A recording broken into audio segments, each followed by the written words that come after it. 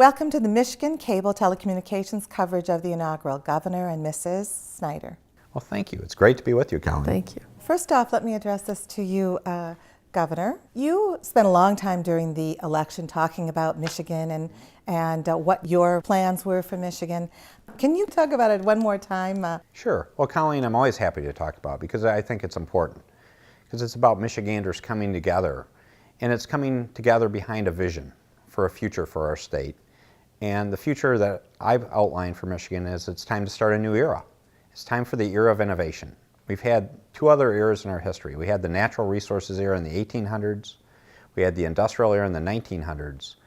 And it's time to bring that spirit and fire that created those two fabulous eras back and start the era of innovation and focus on innovation and entrepreneurship again in our state and about being excited and working and winning together. And to do that, you start with the vision. The next step in the campaign outline was the plan. And so I had a clear 10-point plan to stay. These are the things we need to do to move between those 2 points of being the disaster we are today to that bright vision. And of the 10 points, the one I emphasize the most that people really do care about is the need for more and better jobs. The next closest point that came out quite often, and it's personal to us, we have 3 kids, is about the need to keep our young people in this state. We've lost our young people at an alarming rate, and we need to turn that around. And then the final step is action. So you go from vision to plan to action, because it's time to stop just talking about things. We need to do real things that positively impact real people. And that's what I'm excited about. It's time to make this happen. And January 1's here, so let's go. Clearly, your message resonated with people. You won quite handily. You've chosen a theme, Power of Michigan, for not only the inaugural, but also for your first year. How do you see that playing out in the first year?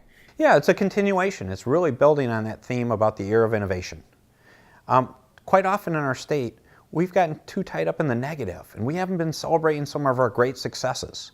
So the idea there is let's try to have a series of events across the state that highlight our entrepreneurial and innovation spirit. Take some of those wonderful things and really share them among all the people in the state, because quite often it's just restricted to a geographic area. Let's spread that word to everyone in our state, and let's show off to the rest of the country and the world about the great innovations we have. So what I hope to see is a half dozen or so events spread out across Michigan on different themes, but the fundamental theme is all going to be on innovation. January 2nd. January 1st, you're going to be partying, and it'll be all the ceremony. January 2nd, what are you going to do? What's the first thing you're going to do when you get into the office? Yeah, there's a couple things. One, it's both what we're going to work on and the tone we do it with. And to go back to what we worked on, we talked about that already. Here's a vision, here's a plan. And so it's really to implement the plan we've talked about by taking real action. But the tone piece I want to bring is I want to bring an attitude of crisis. We've been in a crisis so long in the state, we don't act like it's a crisis. We are in a crisis, an economic crisis and a crisis of government being challenged. And it's time to have an approach to say it is time to make real things happen. So when I call it a crisis, I don't want it to be a crisis of panic. It's a crisis of determination, to say it's time for us to stand up and to make real results for real people.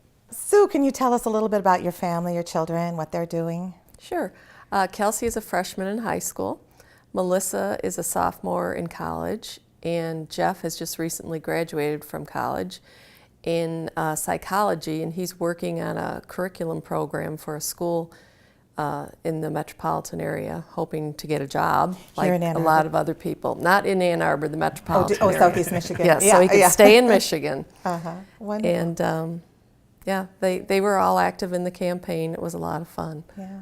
Now, speaking of that, in a way, there's the freedom of anonymity is kind of waning for you at this point. Are you feeling any of that when you go to the grocery store, or is it starting to sink in? She won't take me along. No.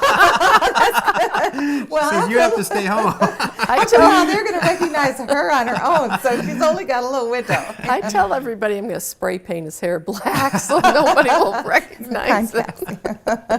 The word on the street is, Sue, you were the one who suggested that he run for governor first. Is that true, and why? Yes, it is true. For years, as long as I've known him, 28 years, he's always wanted to be in a public service role.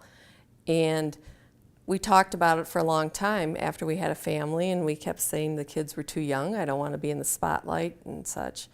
Well, then we were on a date one night at our favorite restaurant in Ann Arbor, and he was complaining about the state, what a mess, and how, nobody gets it. And I said, well, you're the only one that can fix this. I said, you've got the brains. You're one of the smartest people I know. And he said, yeah, but you always said, the kids. And I said, well, they're 2 in college now, and the other one's happy-go-lucky, and she's easygoing. So I said, if you want to do something, you can. It was just like a kid in a candy store. And so that's how it all started. That was it. So you have only yourself to blame. I know. And I hear that every once in a while. I figure about once a month I can say, whose idea was this? Right. Now, as First Lady, you'll have a chance to shine a light on some things that might be of interest to you. And I know your family is really important. Are there some other things that you've kind of thought about as well? Well, I have thought about several different things, but the transition is such a big thing going on right now. And like I've said before, the family comes first, and having Kelsey only a freshman in high school. So I do have one cause that I'm a breast cancer survivor, 7 years, and that's something that we as a family have always supported and had as a cause. So that's one thing, and I'm not really rushing into anything right now. I've gotten advice from several former First Ladies, and that was their advice. Don't rush into anything, and make sure you're passionate about things, because people are just going to be knocking on your door wanting to do everything, and you have to be very careful about those decisions that you make. Now, a year ago, on a Saturday night, what would you have most likely been doing? Yeah, a lot of it's just relaxing, because again, I've always worked a lot. A lot of it's just family time with the kids. To spend time with them and just relax and enjoy one another. Watch a movie and have fun around the house and have friends over. Do you share any interest in sporting teams together? Yeah, well, we're big Michigan fans. Yes. Yeah, so I can see the grimace there. But Football, yeah, basketball. Football, yeah, we're season ticket holders, football, basketball, and living in Ann Arbor, it's great for sports. Sure. But then all the professional teams. Being a good Lions fan, Tigers, Red Wings, Pistons.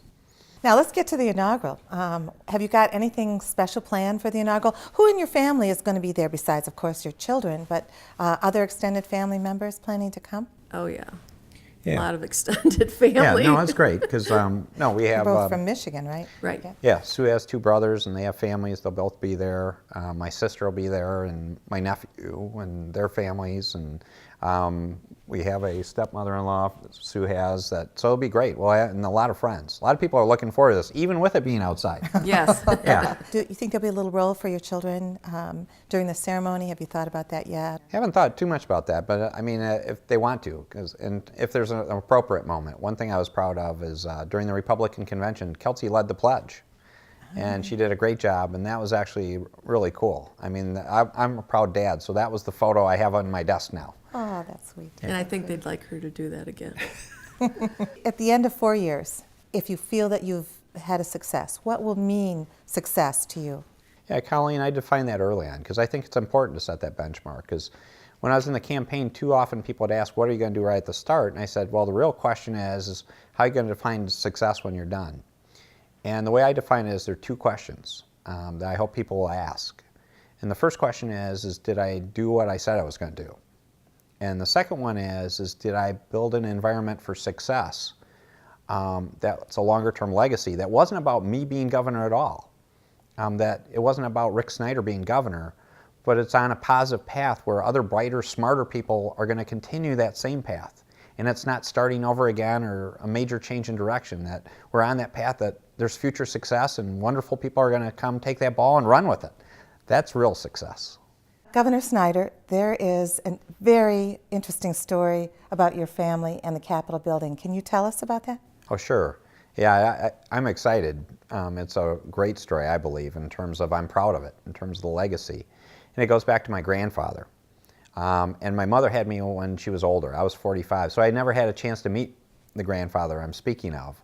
And this goes back to somewhere in the 40s, but my grandfather, Charles Howell, was actually the custodian at the Capitol. And he spent time running the elevators and putting the flags up and down. And that story, my sister was alive at the time and has shared that with me, how she used to ride the elevator with him. And so it's just a proud experience, and the comment I like to make to people is great to see someone in the family back in the Capitol. That's a wonderful story, just wonderful. Well, I think that Michigan will join with you in doing that, and I wish you a Happy New Year and all of us a Happy New Year. Thank you so much. Thank you. Thank you.